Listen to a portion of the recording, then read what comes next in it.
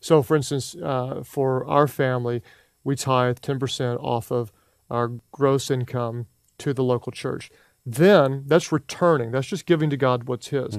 Then we give offerings above that, and that's where it gets really, really fun. And it's my personal conviction that God does bless the tithe, but it's the offerings that are really where you see the great blessings of God come. Like our family, we like to give to campus development. We give to Mercy Ministry, to missions. Amy gives like crazy to certain organizations where they're hungry kids. And then as offering money, Amy gets a giving budget, which she just gets money in an envelope and then it disappears like in a day, and she goes and gives it to people. And that's in the offering, I think that's a real fun way, especially for those with the gift of giving, is give them a budget. And this is beyond the tithe to the church. This is just wherever God leads. And you just go out there and say, God, who do you want me to bless? What do you want me to give to? It's fun. Yeah, that goes right along with, man, when we're tithing, we're not giving yet. We're giving is above and beyond. Yeah, your wife's like that too. I mean, you guys are faithful to tithe, and then Jamie, she just knocks it loose, doesn't she? Yeah, she does. We got, she bought, several cases of books. She did. And to give out to people. Yeah, that's just a gift. That's just a gift. Ministry gift. And Yep. She comes in the other night and wanted to buy more books for people, and man, Amazon loves me right now because she's buying books and sending them out.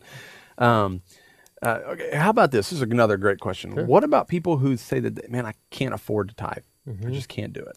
Yeah, man, every time I teach on this and I talk to people out in the lobby, people come up and they'll say like, I want to, I'm afraid, I don't know if I can. If that's you, I'd recommend several different courses. The first thing you might do is there might be those of you who just say, you know what, I'm going to step out on faith, and I don't know if I can afford this, but I'm going to try. And one of the things we came up with years ago is what we just call the 3-month tithe challenge. And that's simply where someone who hasn't tithed before can just fill out a commitment and say, I'm going to try this for 3 months. I'm going to give 10% to God through the church. And at any time, if you feel like you're in trouble, this isn't working, whatever, you just call the church office and we refund the tithe, every dollar back. So when God says to test me in this, and that's what He says, test me and see if I'm faithful, we're giving people the ability to test Him. That you might just step out in faith and try it. There are others who say, you know what, that just freaks me out. And I would say you can downsize something. I was talking to a friend of mine the other day, and he says, I just don't know where we can cut expenses.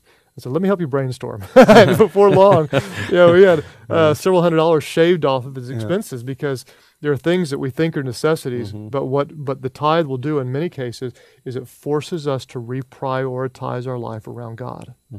It gives us no excuse to put something ahead of God. God is first, and we return to Him. So there are those who could look at downsizing along the way. I know others who said, okay, we can do 5%. I don't think we can do 10. We'll do 5, and next month we'll try to raise it to 6, and next month 7. So you can actually go incrementally. The thing that I would do, though, is I would make sure that this isn't something you're doing out of a legalistic feeling of fear as much as it is worship. That you're praying, that you're saying, God, I want to return to you what is yours. I want to honor you with this. And I'm excited to see just the blessings of being a tither, of having the blessed business that God protects, puts a hedge of protection around and pours out blessings that are more than just financial. It's not like you're some kind of just little genie that you rub and you get 3 wishes, but it's blessings beyond anything you can imagine. Yeah, and that's great stuff. And I can go ahead. Yeah, well, I was just going to say, I'm curious to you because you've been in the ministry with me for 8 years. Have you ever met someone who was tithing who said, "Man, I wish I hadn't done this"? I haven't met anybody who said that. Everybody who tithes is just blown away by the thing I always hear from people, and I was a campus pastor for years. They say, you know what, I give it, and I thought there's no way that this is going to work. There's no way this is going to be possible. And the comment I always hear, I bet you've heard this, I just don't know where it all comes from. I just don't. The math doesn't add up. It doesn't always work on paper. I don't miss it. I can't explain it. I don't miss it. This just surprise check came in the mail. We didn't know how it worked. Over and over. Yeah, over and over and over and over again. Yep. From people faithful. in your life group, how many years have you heard it? All the time. Yeah. You hear it from everybody around us. Yeah. Well, man, another question here. We got a lot of college kids and a lot of people out there trying to get their education, and education we know is expensive, and there's a lot of people got to take out loans. So do they tithe off that loan money that they got? Do you know what the average college student owes in student loan debts? Tell me. $20,000 when they graduate. Is what the average college student owes on student loans. Yeah, I have people ask me this all the time. They'll say, I'm in college, I'm living on student loans, which we hope you don't have to do. There's always creative ways around it. Not always. There's almost always creative ways around taking out student loans. Most today are unwilling to do those creative ways. If you are living on student loans, should you tithe off that? The answer is no, you should not. And people always think that, hey, I'm getting $1,000 a month. Here's my $100. That's not your money. That wasn't given to you by God. That's a loan. It would be similar to, Sam, if you were, you would never borrow to buy a car because you're different and weird. But let's say you would. Let's say you borrowed $8,000 to buy a car. That's money that you borrowed. You wouldn't go and cut $800 check off that because it's money you borrowed. If you're buying a house, you wouldn't tithe off what you borrowed to buy the house.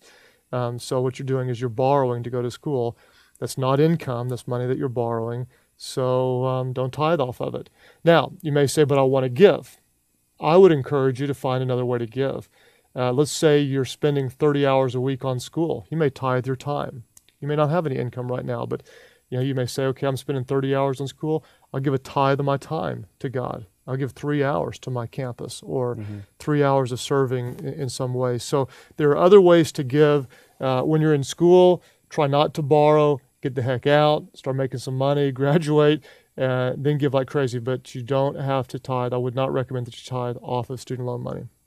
Good advice. Some college kids are happy right now. Absolutely, they are. They're like, thank goodness. The bottom line is, and I appreciate a couple things. One, that you say it's a heart issue. It's where our heart is, and God wants us. He loves a cheerful giver. Absolutely. And then the other thing is, I really appreciate that you teach the holistic aspect of giving. Many times we hear just the tithing piece, but how it's wrapped in the overall financial picture of how God wants us to honor with the business. It's an overall vision, a plan. We give back to God because it honors Him. And one thing I just wanted to mention on the podcast is the book that you gave to me, probably about 6-7 months ago, that really just rattled me, was The Blessed Life by Robert Morris. And I know you've enjoyed that book. He's a friend of yours. Yeah. If you haven't read this one, it's called The Blessed Life by Robert Morris. He's a pastor of a church in Texas, and I admire generous people. I'm becoming more generous. This guy is one of the most generous guys that I know. And he gives and gives and gives and gives and gives, and God gives back to him in these ways. I mean, it's like, the book of Acts miracles that you just can't explain, and those follow him. And I believe it's because he's been faithful, and God's trusting him with more, and he's just a vessel that God gives through. That's what I want to be. That's what I'm becoming. Yeah, and it's a good book. You got to pick that one up. Great one. Well, thank you very much for answering these questions, and man, great stuff here on week number 3 of our podcast, The Tithing. Remember, next week we're going to be dealing with some investments, investing. Investing, and this is the giving piece is a part of the whole picture, which is we're fighting, scrapping, clawing our way to honoring God with a debt-free lifestyle. The tithe is a piece that unlocks God's blessings that helps us to go there. We're planning. The plans of the diligent lead to profit as surely as haste leads to poverty. The rich rule over the poor. The borrower is the servant to the lender. So the tithe is a very, very important piece of many pieces of the puzzle that we hope will lead you to financial freedom, so that one day the tithe is a laughable beginning place. There may be those of you who are double tithers or triple tithers, or like some that give 90% and live off 10%. And so it's a piece of the holistic vision. Next week we will talk about investing. How do you, once you've paid off all your debt but your house, how do you start investing for the future? How do you change future generations to where your children and your children's children can start businesses and be generous and be debt-free? And so next week will be very, very fun.